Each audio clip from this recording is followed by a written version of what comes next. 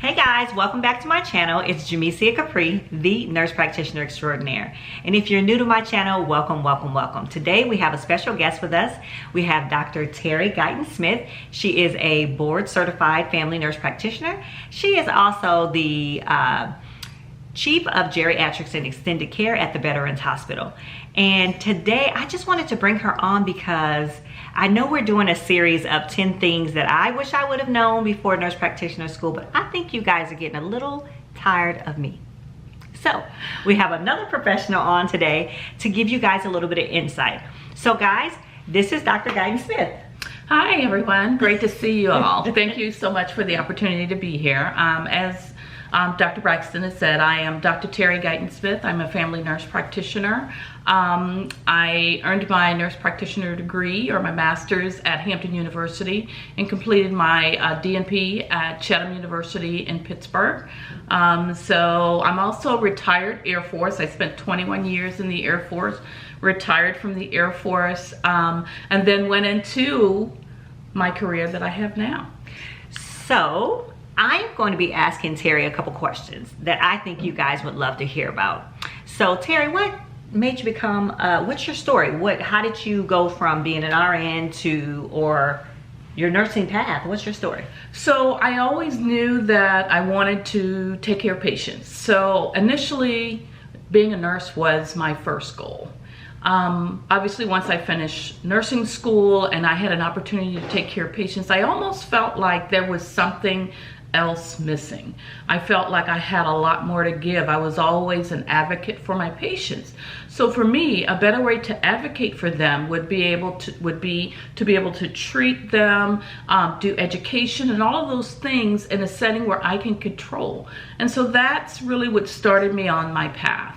A lot of the patients that I took care of had a lot of comorbid conditions and chronic conditions that I felt, taking time to educate and talk to them about it, and taking into considerations their educational backgrounds, their cultural issues, and those types of things, I could be a better advocate for them. So that's really what sort of inspired me to go back and become a nurse practitioner.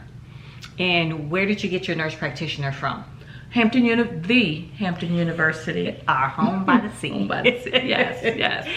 And what was that like, Terry? Was that a lot of work? Was that similar to your RN? Give the people what they want. What was that like? So I worked full-time and went to school full-time. So it was a struggle. You have to put in the work, but just like anything that you want, you put in the hard work. So that meant early hours in the morning before my children were up, and late at night after they went to bed, so that I could accomplish my goal. I have a very supportive husband. We've been married 28 years this year, and so having that support was really instrumental. That meant dishes and cleaning the house and some of the things that I typically would help with. I just was not able to, support that as much.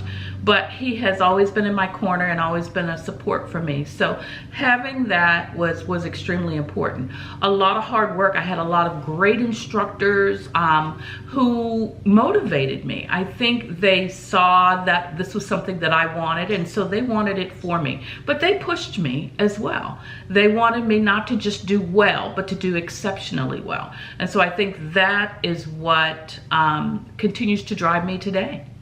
Okay, and speaking of supportive husbands, if you hear lawnmower, that's because my husband's outside mowing the lawn. So anyway, okay, so basically I think I just want to know what would you like to have known before starting nurse practitioner school that you can mention to students or new nurse practitioners, because I know I remember talking to you and you were like, you know what, you need to have me on your channel because there's some things that I want to give some advice. So tell me about that. Okay, so there's a few things, and some you've already mentioned. I wish I sort of knew how other nurse practitioners and my nursing colleagues at that time would react to the fact that I was going back to school to further my education.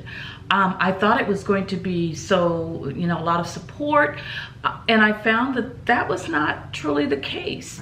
I had not changed personally, but I just felt as if maybe some of those insecurities in others who just maybe didn't have the same support, it wasn't the right time or whatever the deal may be, that was one of the reasons why I didn't have that support, or people were a little, maybe envious is probably kind of a harsh word to say, but envious of that. But it's a lot of hard work. So there's a lot of studying. There's a lot of time dedication.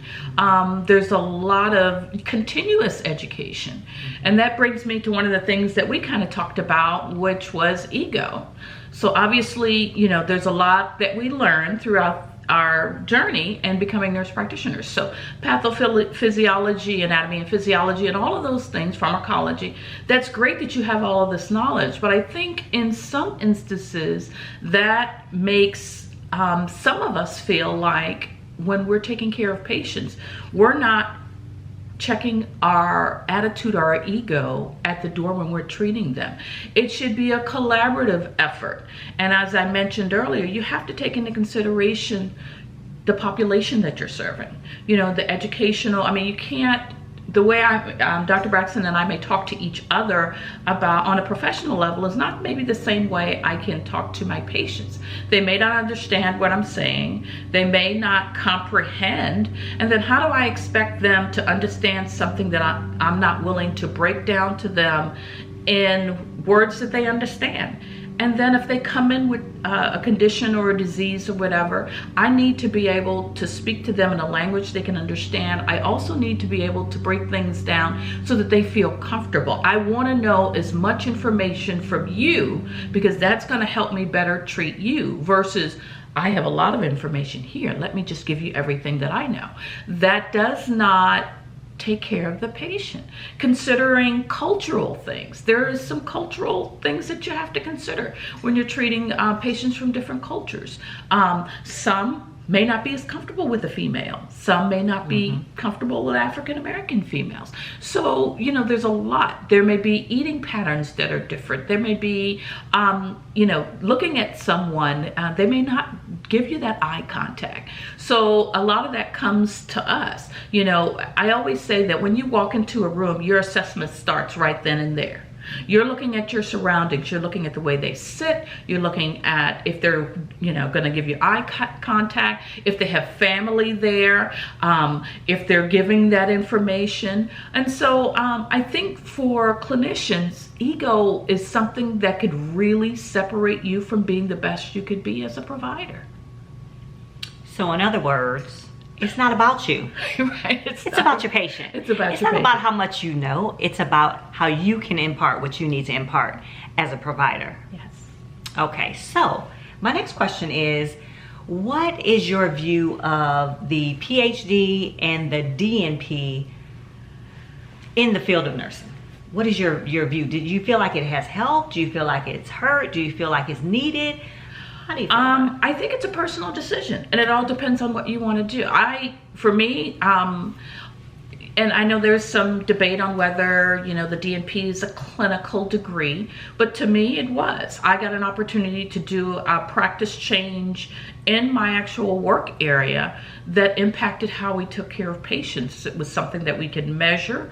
It's something that has led us to have astronomical results. It's improved the care of our patients that are, under our control. So for me, that was the catalyst for that. I don't have any qualms about anyone who chooses to do the PhD. If you're research-based, and I actually serve on a research and development committee, so there's still something that each of those, whether it's the PhD or the DNP, can bring to that discussion. I think a lot of it is really a way to separate us, but really we should all be coming together for the good of our patients. So bringing all of that knowledge, that experience, know-how to, what we need to do. Look at all of the catastrophic things that have happened in the last 3 months, okay? If we all put our heads together, PhD, DNP, whomever, and just kind of take things head on, I think we can get a lot more done than any of the separatist conversations between the PhD and the DNP. Say that. So anyway, very, very well said.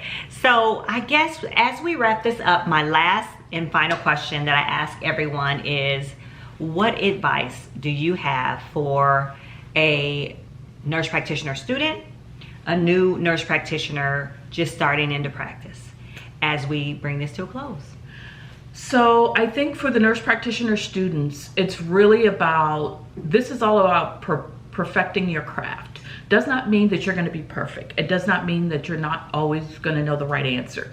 But what it is an opportunity for you continue to learn. So I think education from different seminars, webinars, a lot of virtual stuff going on now, that is your best, my best advice is to continue to do that. And for those new nurse practitioners, crack your books.